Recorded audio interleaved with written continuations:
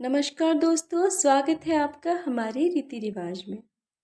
आज हम आपके लिए सातों आठों पर्व अर्थात गौरा महेश्वर पर्व पर एक विशेष वीडियो बनाकर लाए हैं, जिसके अंतर्गत हमारा प्रयास है कि सातों आठों के दौरान होने वाली सभी गतिविधियों से आपको अवगत कराएं तथा सभी चरणों के बारे में आपको बताएं। वैसे तो उत्तराखंड की धरती पर कई पर्व मनाए जाते हैं। इन्हीं पर्वों में सातों आठों अपनी विशेषता लिए भी हैं। सातों आठों पर्व उत्तराखंड के पिथौरागढ़ व कुमाऊं के सीमांत क्षेत्र में मनाया जाने वाला त्यौहार है।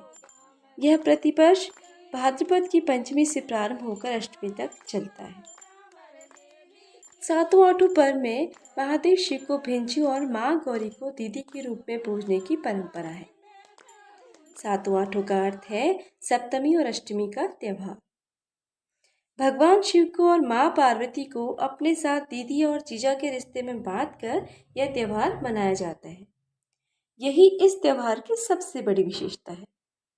कहते हैं जब दीदी गौरा जीजा महेश्वर से नाराज होकर अपने मायके आ जाती है, तब महादेव उनको वापस ले जाने के लिए ससुराल आते हैं। दीदी गौरा की विदाई और भिंजू महेश्वर की सेवा के रूप में यह त्यौहार मनाया जाता है। यह त्यौहार कुमाऊं के सीमांत में सातों आठों के नाम से तथा नेपाल में गौरा महेश्वर के नाम से मनाया जाता है। इस लोक पर्व को गमारा भी कहते हैं। यह पर्व बिरुण पंचमी से प्रारंभ होता है और अष्टमी तक चलता है। बिरुण पंचमी यानी 5 या 7 प्रकार के अनाज को भिगोए जाने की परंपरा। बिरुण में 5 या 7 प्रकार के अनाज भिगोए जाते हैं, जिन्हें पंचविरुण कहा जाता है। पंचविरुण भिगाने के साथ एक पोटली विद्या बनाई जाती है, जिसे कुटुरी कहा जाता है। कुटुरी में गेहूं और सरसों के साथ कच्ची हल्दी, दूब और एक फल डाला जाता है। विरुण भिगाने में जो पंच अनाज या सप्त अनाज भिगोए जाते हैं, वह 5 घरों से मांगे जाते हैं और लोगों को दिए भी जाते हैं।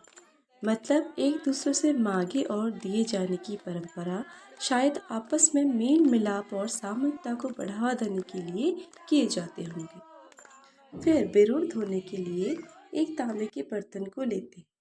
उसमें 5 जगहों पर गोबर की आकृति दी जाती है, जिसमें दूब डुबोया जाता है। फिर अक्षत पिठा फूल लगाकर उसमें बिरुण भिगो देते हैं। बिरुण एक एक करके 5 बार डालते हैं। उसके बाद उसमें कुछ कच्चे फलों जैसे दाड़िम, माल्टा, संतरा और फूल डालकर कुटुरी डाल दी जाती है। उसके बाद सप्तमी के दिन सभी महिलाएं नौले पर एकत्रित होती हैं, जहाँ पर एक छोटी सी नौली गमारा बनाई जाती है, जो गेहूं के पत्तों से, धान के पत्तों से, फूल पेड़ों की शाखाओं से आदि बनाई जाती है, जिसे मानवीय आकृति देकर नौले के ऊपर रख दिया जाता है।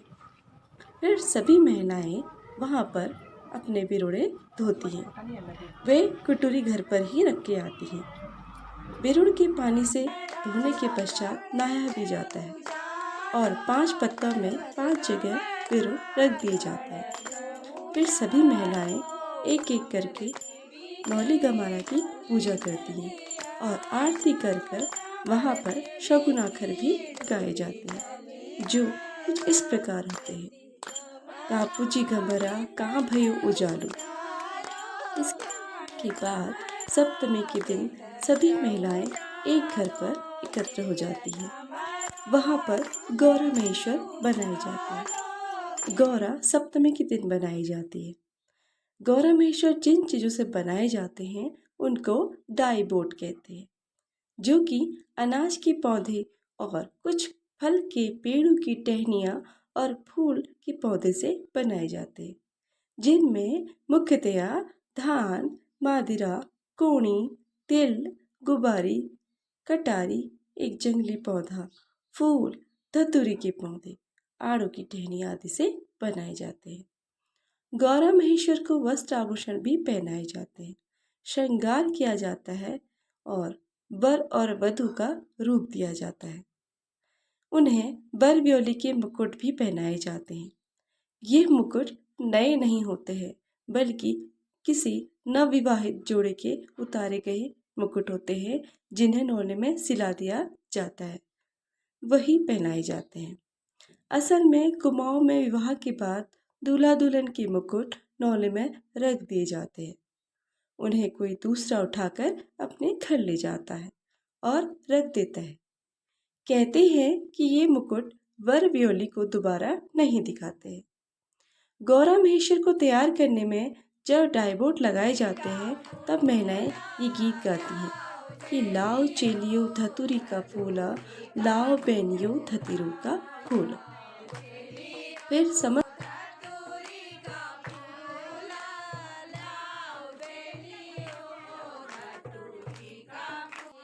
फिर समस्त पूजा के उपरांत महिलाएं अपने हाथों में डोर पहनती हैं और डोर के साथ साथ शगुनाथर भी गाई जाती है।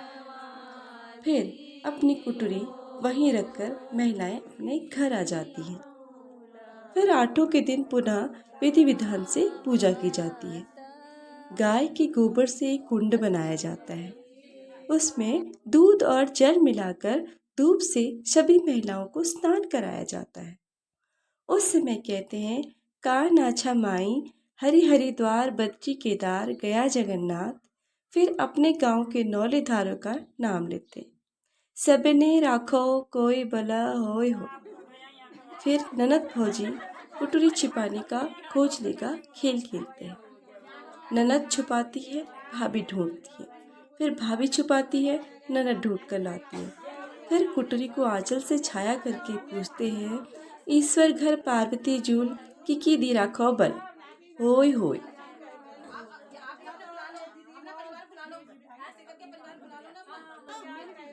फिर कहते हैं, ये में हीरा लाल मोतियू सबे दी राखन बल होय। फिर कुटुरी खोलकर आटे से कुटुरी सफेद की जाती है, जिसे कुटुर पुरोण कहते हैं।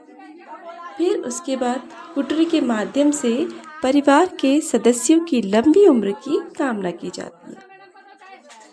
आटे से कुटुरी के अंदर की सामग्री को सफेद फुलाण कहते हैं। फलाण फुलगो हो बला होय। परिवार के मुखिया से लेकर छोटे बच्चों तक फुलना मतलब बाल सफेद होना कहा जाता है। ये लंबी उम्र और समृद्धि का परिचायक होते हैं। फिर एक दूसरे से अपने परिवार को फुलवाते हैं और वहीं सांकेतिक तरीके से बिण भाट की कथा सुनाई जाती है, जिसमें एक लोटे में नौला बनाया जाता है। नौला में जब कथा प्रारंभ करते हैं तो एक एक करके गेहूं का दाना डालकर कथा कही जाती है और कथा कहने के साथ साथ होय होय कहा जाता है। यहाँ पर एक किंवदंती है कि दाना एक ही डालना होता है। 2 दाने डाले जाने पर जुड़वा बच्चे होते हैं, ऐसा माना जाता है। फिर कथा पूर्ण होने के बाद जब कथा प्रारंभ होने से पहले महिलाएं दूब अपने गले में बांधे रहती हैं, उस कथा के अंत में वह दूब तोड़ देती हैं, फिर डोर को धारण कर लेती हैं। डोर धारण करने के पश्चात महिलाएं धूप की पूजा करती हैं और छाय मासे धूप पूजो या वर पायो, यह लोकगीत गाती हैं। लोकगीत गाने के पश्चात सभी महिलाएं एक दूसरे की मांग भरती हैं और लोकगीतों के साथ भगवान के भजन आदि किए जाते हैं।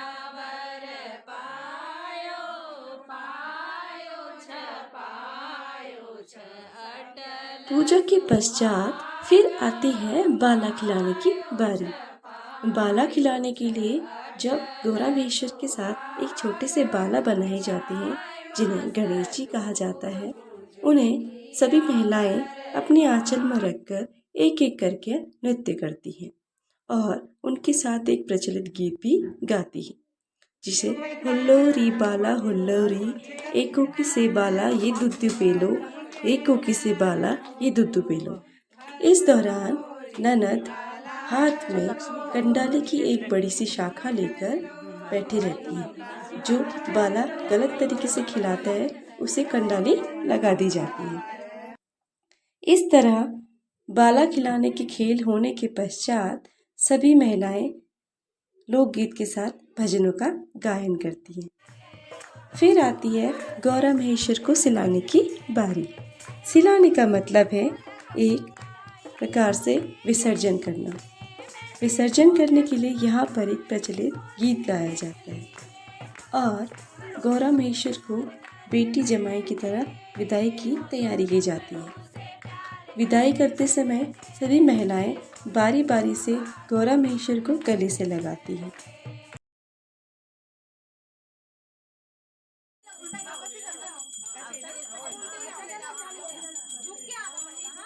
एक प्रकार से विसर्जन करना। विसर्जन करने के लिए यहाँ पर एक प्रचलित गीत गाया जाता है और गौरा महेश्वर को बेटी जमाई की तरह विदाई की तैयारी की जाती है।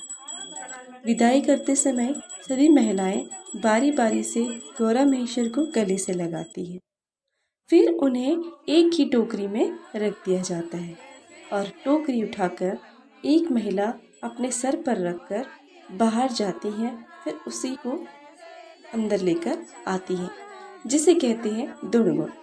इसमें गौरा महेश्वर का मुख भीतर की तरफ ही रहता है। फिर उनकी पूजा कर कर फिर उन्हें बाहर ले जाया जाता है। बाहर ले जाने के बाद सभी महिलाएं एक एक करके उन्हें अपने सिर पर रखती हैं। गौरा महेश्वर से देली को पुजवाया जाता है और सुख समृद्धि की कामना की जाती है। फिर सभी महिलाएं अपने सर पर गौरा महेश्वर रखकर नाच करती हैं और इस तरह के एक लोकगीत को गाती हैं। नाचिबो खेलिबो लौली गमारा ते तेरो केसो नाच।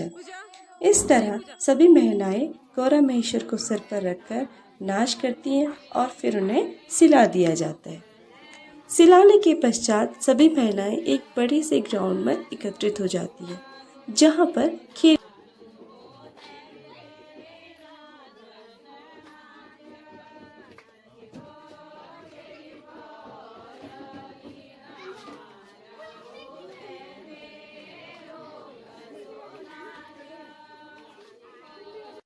गौरा महेश्वर सिलाने के बाद फिर सभी महिलाएं एक बड़े से ग्राउंड में एकत्रित होती हैं, जहां पर बड़ी सी चादर में बिरुड़े और कच्चे फलों को डाल दिया जाता है और सभी महिलाओं के द्वारा लोकगीतों के साथ उनको अभिमंत्रित किया जाता है। इसके पश्चात उन्हें फटका जाता है। वह फल का सभी महिलाएं अपने आंचल खोलकर रखती हैं, जिससे वह कामना करती हैं कि जो भी फल उनकी गोदी में गिरेगा उसे आशीर्वाद स्वरूप वह मिलेगा, अर्थात वे इसे एक शुभ संकेत मानती हैं। तत्पश्चात सभी महिलाएं एकत्रित होकर झोड़ा गायन करती हैं और एक दूसरे के गले मिलकर अपने अपने घरों को जाती हैं और आशा करती हैं कि अगले वर्ष भी यह पर्व इसी उत्साह के साथ मनाया जाएगा और मंगल कामनाओं के साथ एक दूसरे से विदाई लेती है। धन्यवाद। अगर आपको यह वीडियो पसंद आया है तो आप इस वीडियो के बारे में हमें कमेंट करके बता सकते हैं और अगर आपके पास कोई जानकारी है तो ये जानकारी आप हमें कमेंट के माध्यम से साझा कर सकते हैं, जिससे हमें नया वीडियो बनाने के लिए प्रोत्साहन मिले। इसके बाद हम आपके लिए बिण भाट की कहानी भी लेके आएंगे, जो हमारी स्थानीय महिलाओं के द्वारा गाया जाता है।